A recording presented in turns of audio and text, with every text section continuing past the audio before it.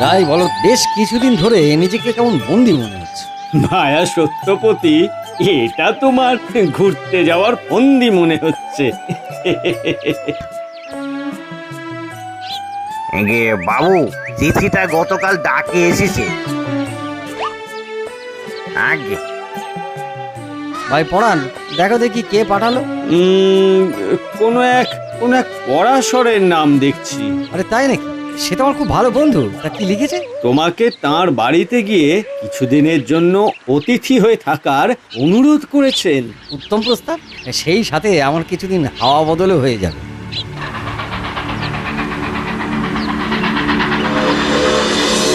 আরে আরে, এসো এসো সত্যপতি, এতদিন বাদে তোমাকে দেখে বড়ই আনন্দ হচ্ছে। আশা করি সবাই কুশলে আছে। তোমার উপস্থিতিতে এবারে আরো ভালো দিন কাটবে। এসো এসো এসো এসো, বাড়ির ভেতরে যাওয়া যাক।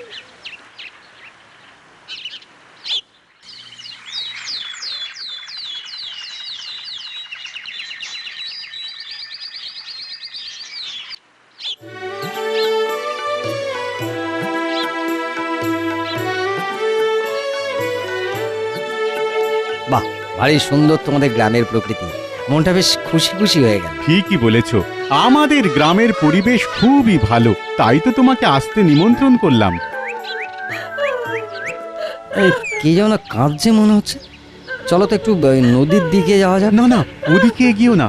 আরে না না না না, ওসব পুরনো ভাঙা ঘর ব্যবহার হয় না, সাপখোপ থাকতে পারে। তাই নাকি? হ্যাঁ, তুমি কিন্তু পরেও এদিকে আসার চেষ্টা করো না। চলো চলো চলো চলো।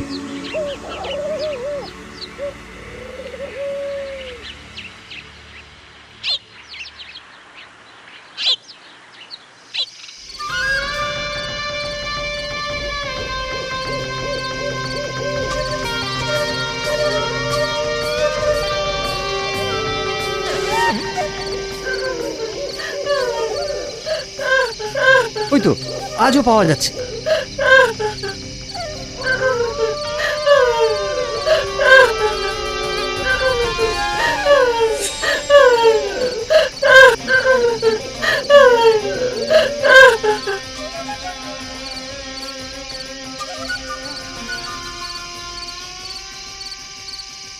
কে তুমি?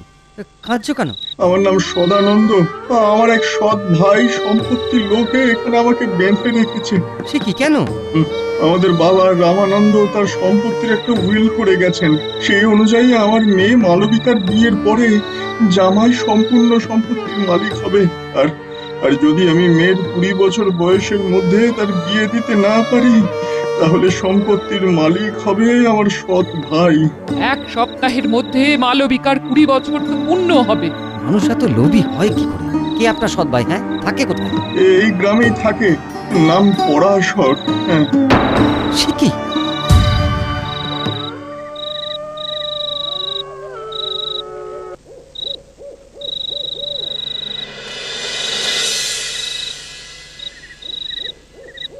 এসব কথা কি সত্য?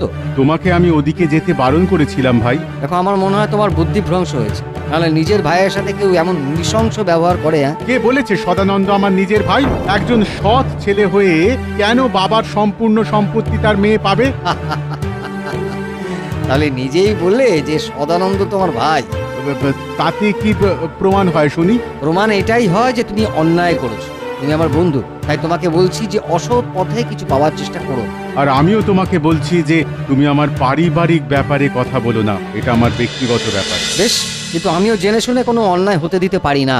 আমি তোমার মনস্কামনা পূর্ণ হতে দেব না। তুমি একবার ভেবে দেখো, হ্যাঁ, কি করবে। তুমি কিন্তু নিজের বিপদ রেখে আনছো সত্যপতি। আমার বন্ধু হয়ে তুমি আমাকেই ভয় দেখাচ্ছ। আমি কোনো অন্যায়কে সমর্থন করতে পারবো না।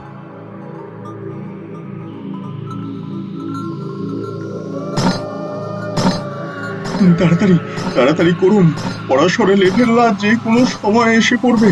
তাড়াতাড়ি করুন। ভয় পাবেন না, ওরা এখন এদিকে নেই, আমি দেখেই এসেছি।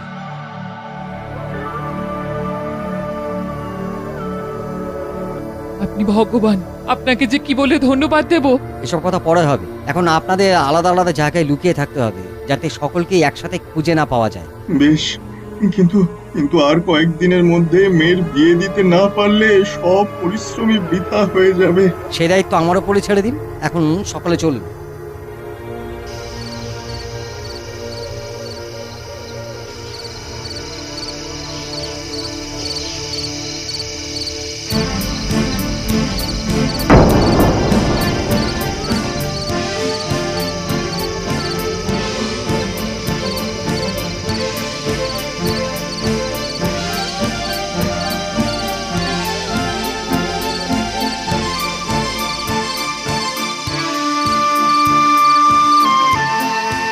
আমি বুঝতে পেরেছি এ তোমার কাজ। কোথায় লুকিয়ে রেখেছো তিনজনকে? সেই কথা আমি যে বলবো না তা তুমি ভালোই জানো। তবে এইটুকুনি বলতে পারি যে এক জায়গায় তারা নেই। সকলকে আমার প্রয়োজন নেই।